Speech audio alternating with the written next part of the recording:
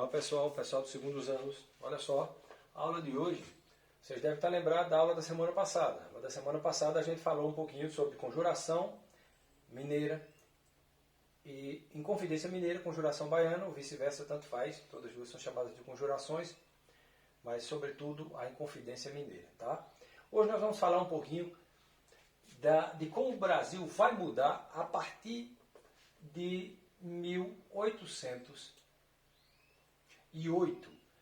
Essa data é chave para você entender, porque em 1808 vai ter a vinda da família real. Então o assunto de hoje é a vinda da família real portuguesa para cá. Foi que, afinal de contas, a corte portuguesa veio fazer aqui. Que veio Dona Carlota Joaquina, Dona Maria I, Dom João VI, os seus filhos pequenos, Dom Pedro, que era um menino na época. Por que eles vieram para cá? Então a gente vai entender como, pela primeira vez na história, houve a transferência total de uma corte inteira que deixa o seu país por conta da invasão de outro povo, no caso do francês. Havia o período napoleônico e as guerras napoleônicas, Portugal fica entre a cruz e a espada, de obedecer ou não, bloqueio continental, e aí acaba vindo parar aqui. Então a aula de hoje vai ser sobre isso, a vinda da família real portuguesa para o Brasil. Nesse livro aqui do Laurentino Gomes, que por acaso eu tenho ele, eu gosto muito dele, o 1808, né? Claro, é uma visão histórica a respeito disso. Mas ele diz, como uma rainha louca, um príncipe medroso e uma corte corrupta enganaram Napoleão e mudaram a história de Portugal e do Brasil. Bem, a rainha era louca mesmo. Dona Maria I, ela foi impeachmentada ou impedida de governar por ser considerada esquizofrênica. Ela via bichos, ela tinha, né, uma série de problemas mentais. Um príncipe medroso, não concordo muito com o Dom João. Talvez se ele fosse mais, tivesse ficado, mas ele não tinha como ficar também em Portugal. Né? Aquela visão de Dom João meio comédia não é também tão correta. Mas, no entanto, com certeza ele optou por sair, fugir de Portugal e vir para cá. Né? Deixou, isso é histórico. Eu acredito que na história humana nós tenhamos pouquíssimos casos, se não o único caso, de um rei abandonar completamente seu povo, seu país e cruzar o oceano e vir para cá, que era uma colônia sua, claro, mas não era o seu país, que era Portugal, enfim. E aí vem uma corte corrupta, porque eram corruptos, eles roubaram toda a grana que tinha nos bancos portugueses, trouxeram para cá, inclusive essa grana vai ser abastecida durante um tempo, depois eles vão pegar, aqui já na colônia, o dinheiro de vários exportadores, inclusive de açúcar, de gente que trabalhava, de latifundiários, de pessoas que tinham dinheiro para construir o primeiro banco, que foi o Banco do Brasil, foi uma das criações na época da família real. Né? Modifica-se, com certeza, toda a história do Brasil com a vinda dele. Então vamos lá. Contexto internacional, aquele contexto napoleônico, principais mudanças, resumam aí. Olha só, Napoleão Bonaparte, aqui uma chargenzinha do Maurício de Souza, mostrando um pouquinho. Olha, mas não por muito tempo, mas já está, precisamos partir. Napoleão já está a nos invadir, dizia aí. Né? Então, se você pegar, os portugueses tiveram medo danado dessa figurinha aqui da charge, o Napoleão. Quem era Napoleão? Durante o período que esteve no poder, consolida o domínio econômico da burguesia na França, representa uma das maiores ameaças às monarquias absolutistas, e os portugueses, lembramos que Portugal era uma monarquia. Né? Bragança, com Augsburgo, né? Até as cores da nossa bandeira são oriundas justamente dessas duas casas. Ora, então, representa, quem Napoleão representa? Uma das maiores ameaças a essas monarquias absolutistas europeias. Né? Na época, Napoleão vem depois da Revolução Francesa, embora tenha sido condecorado imperador, essa coisa toda. Né? Mas isso é outra história. Então você vai ter aqui os domínios de Napoleão, e se você observar bem esse murinho aqui, eu sei que deve estar pequeno aí, mas observem no vídeo. Isso aqui é o que nós chamamos de uma linha imaginária chamada de bloqueio continental. Tá? Aqui tem a França, aqui os países dependentes, né? E aqui derrotas de Napoleão e Portugal, que estava nesse meio termo. Portugal nem aceitou o bloqueio de imediato, nem tampouco negou o bloqueio continental. Então os portugueses, Napoleão, ele, na realidade ele foi ludibriado um tempo, até o momento que os ingleses, junto com os portugueses, acabaram tendo a ideia de virem para cá. Né? Contexto internacional. Napoleão Bonaparte, grande inimiga de Napoleão, Inglaterra. Grande amiga de Portugal, Inglaterra. Então a Inglaterra também ela tem uma influência tremenda nessa vinda da família real para cá. Tá? O ano de 1808, vamos lá para o contexto internacional. Qual a relação de Portugal com tudo isso? Bem, 1806, 2 anos antes da vinda da família portuguesa, nós tivemos o bloqueio continental. O que era isso? A proibição de todos os países da Europa de manterem relações comerciais com a Inglaterra. Quem criou isso? Napoleão Bonaparte, da França. Só que Portugal dependia em tudo da Inglaterra. Então Portugal ficou. Se eu aceitar o bloqueio, eu vou morrer de fome. Eu não vou ter onde comprar os meus víveres. Mas se eu não aceitar o bloqueio, eu vou ser bombardeado pela Inglaterra. Resultado, Dom João não fez nenhuma coisa nem outra. Dom João simplesmente fugiu com boa parte, dizem alguns que em torno de 12, 15 mil pessoas, amarrotaram os navios e vieram para cá de maneira atabalhoada, às vezes. Alguns historiadores dizem, outros dizem de maneira planejada já há algum tempo. O fato é que eles se perderam um pouquinho, acabaram de parar na Bahia, mas modificaram completamente a estrutura administrativa do Brasil. Para sempre, nós não seríamos mais uma colônia. Passaríamos depois a ser vice-rei de Portugal e depois nunca mais voltaríamos ao status de colônia. Isso aí é outra historinha. O próprio filho de Dom João VI, que fica no Brasil, é quem proclama a nossa independência, Dom Pedro I. Ok? Isso no dia 7 de setembro de 1822. Foi uma medida, também outra coisa sobre o bloqueio continental, foi uma medida de enfraquecer economicamente a Inglaterra, que não deu certo.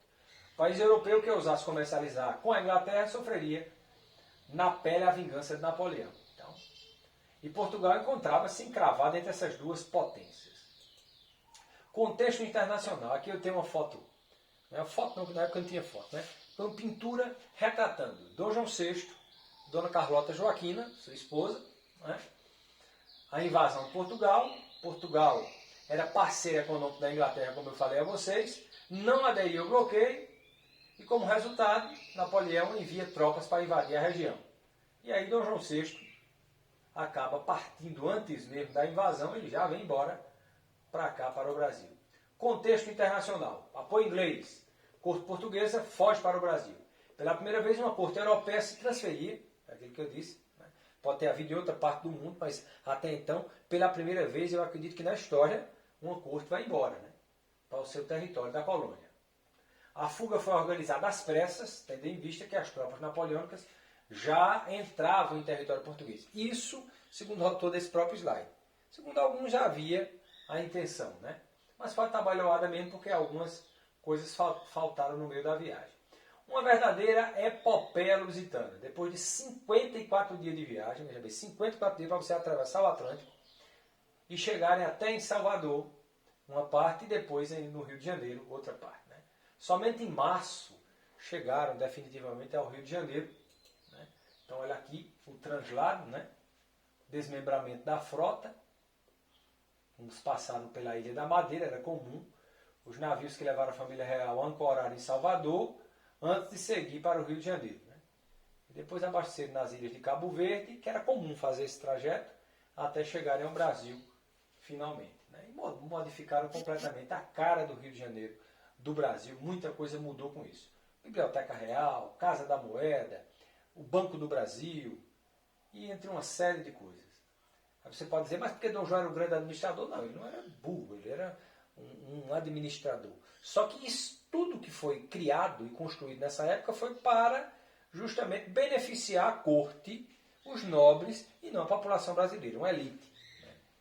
Uma elite muito pequena foi beneficiada com essas coisas criadas, com essas criações. No entanto, foram criações que ficaram e beneficiaram o país, vamos dizer assim, ao longo da sua formação histórica. Aqui Carlota Joaquina, a epopeia lusitana, né? Aqui Dom João VI, olha só, eles vêm para Salvador depois. Principais mudanças que ocorreram no Brasil pós-chegada da corte portuguesa. Vamos olhar? Mudou muita coisa, então você já sabe. Vieram para cá fugindo de Napoleão, bloqueio continental, organização inglesa, a Inglaterra queria a sua amizade com Portugal, até porque mais tarde essa Inglaterra Portugal vai abrir o comércio às nações amigas, e amigas só tinha, no caso, a Inglaterra. A Inglaterra vai depositar uma série de produtos aqui, vai ganhar muito com isso também. ao longo do tempo. Mas vamos olhar o que é que modificou no Brasil, na nossa estrutura política, após a chegada da família real. Primeiro, uma carta régia, abertura dos portos às nações amigas. Como Portugal só tinha uma amiga, a Europa toda estava sob o domínio napoleônico, então Portugal abre os portos para a Inglaterra. Criação de cursos de medicina no Brasil. Fantástico. Você diz, isso é para ajudar. Lembrando, o Brasil dessa época, gente, tem quase 90% do povo é pobre e escravo. Então não vai ser beneficiado pelos médicos. Mas para você trazer um médico lá da Europa para cá, você morria amigo. Então os caras abrem cursos de medicina. Vai ser muito bom para o Brasil. Só que infelizmente até os dias de hoje parece que foi muito limitado a quantidade, né? Até os dias de hoje nós somos um dos países que forma menos médicos no mundo. Mas o primeiro a ser formado foi, claro, com a vinda da família real portuguesa. Criação da imprensa régia, então teria uma imprensa, para imprimir também dinheiro, né? Toda essa coisa. Fundação do Banco do Brasil por Dom João VI, que é uma instituição nossa, criação nossa até os dias de hoje. Estão querendo privatizar, mas foi uma das primeiras coisas. Criação também dos Correios. Essa criação dos Correios foi colocada aqui, mas ela foi criada antes. Há indícios de que os Correios foram uma instituição criada já no século XVII, em plena colônia mesmo. Licença para a abertura das fábricas, né? Então manufaturas começaram a ser criadas, claro, inglesas, né? Quando nós vamos comer de talheres, comíamos com as mãos até então, muita coisa vai mudar, cristais, né? O refino, o gosto inglês vem para cá também. Desenvolvimento e reconstrução do Rio de Janeiro. Rio de Janeiro ele tem que se adaptar. Eram 12 a 15 mil pessoas. Onde você coloca essas pessoas? E aí o rei confisca a casa de algumas pessoas, o que é ridículo isso, mas acontece, né? Ele era príncipe regente, se batessem com esse carinho na sua porta, você ia para fora, né? A turma começou a chamar de ponha-se na rua, em vez de príncipe regente, porque você tomava a tua casa. Licença para abertura, desenvolvimento da reconstrução do Rio de Janeiro. Em 1815 o Brasil é elevado à condição de vice-reino. Isso é muito importante, porque o Brasil deixa de ser definitivamente colônia e nunca mais seria. É um dos primeiros passos para a nossa independência, ok? Antecedentes. Ascensão de Napoleão ao trono, né? Tomada aí. Solução. Então, só para a gente ter uma ideia sobre o que estamos vendo. Qual a razão? Ascensão de Napoleão. Motivação, bloqueio continental de 1806. Foi criado em 1806 o bloqueio continental. 1808, ao descumprir o bloqueio, Portugal, a corte portuguesa e boa parte da nobreza foge para o Brasil. Chegada no Rio, 8 de março de 1808. Consequências, transformações sociais, políticas, econômicas, na criação do Banco do Brasil, Casa da Moeda, biblioteca, mais tarde Jardim Botânico, né? E o Brasil é elegido, colocado na categoria de vice-rei de Portugal e Algarves. Tá? Então, olha só. Sugestão de filmes para vocês sobre esse conteúdozinho. O filme Carlota Joaquim é uma comédia, claro, uma forma caricata e engraçada de contar, né, a história, um pouquinho da história do Brasil. Mas não vão levar ao pé da letra não. Hoje em dia o pessoal leva muito ao pé da letra e acha que o rei era daquela forma. Não era assim. Tinha coisas muito exóticas na corte portuguesa, mas não tanto. Tá? Então, assunto de hoje, vinda da família real portuguesa. Você vai encontrar lá no meu canalzinho no YouTube. Tá? Pega isso aí, daqui a pouco atividade sobre a aula de hoje. Ok? Estudem, observem direitinho e se Deus quiser a gente volta daqui a alguns dias.